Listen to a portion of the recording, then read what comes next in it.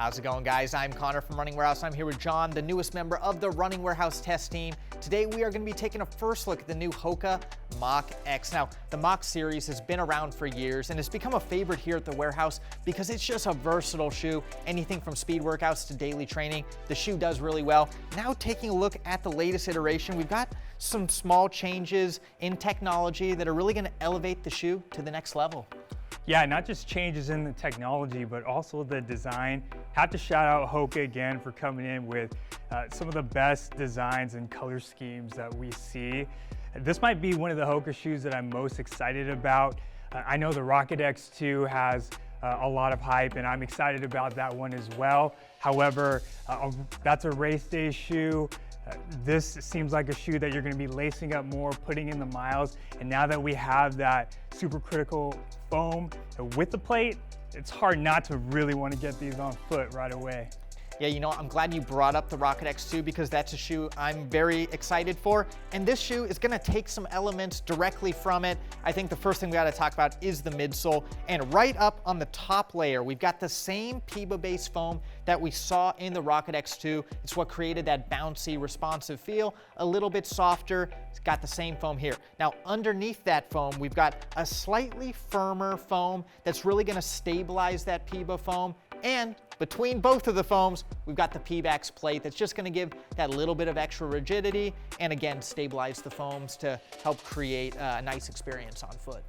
Yeah, I was able to try this on and I could immediately tell how responsive the PEBA foam is gonna be at the top layer.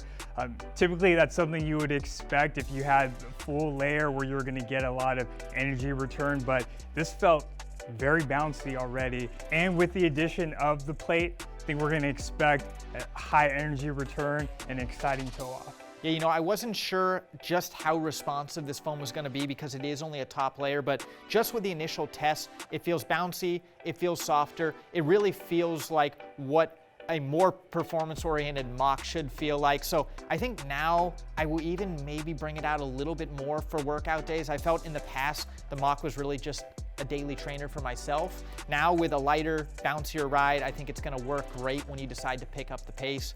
But we gotta move on now down to the outsole and really what we've come to expect with the Mach series. Very, very thin rubber up in the forefoot and in the heel. Gonna have just that right amount of durability and traction. And then of course, you've got that exposed midfoot. Pretty much what we've come to know and expect from the Mach series. Yeah, it's always great to see the strategic placing of rubber in up-tempo shoes like this where weight is really critical to training needs. I'm curious as to the fork in the heel here with the midsole cutout. I'm interested to see how that's gonna work with the geometry of the rocker and see if maybe that's gonna add to the propulsive nature at all. Yeah, we've seen a similar split heel in past Machs and shoes like the Carbon X, but this is a lot more dramatic, so it will be interesting to see how it feels once we get moving a little bit quicker. I've already noted that the geometries of this shoe just feel really, really smooth. It still feels like a Mach, but just, again, an enhanced version. If you've liked the Mach over the years and you want that next step up, I think this shoe really elevates the line to the next level. Now, finishing the shoe off, we've got an all-new upper, and like you stated, this is a good looking upper. I think that was the first thing that stood out to me, but just getting the shoe on foot, it's seamless, it's breathable, it's light, it has just enough support to handle for some of those daily runs, but again, it's still gonna be light enough to pick up the pace for workout day. Not only does it look really nice, but it feels really nice as well. When I was able to try it on, get it on foot, really appreciated the padding in the heel, as well as in the tongue. I feel like that could sometimes be a point of issue that I've had on some shoes, and to see that HOKA has not left any detail unattended to really makes me appreciate it and look forward to getting these on.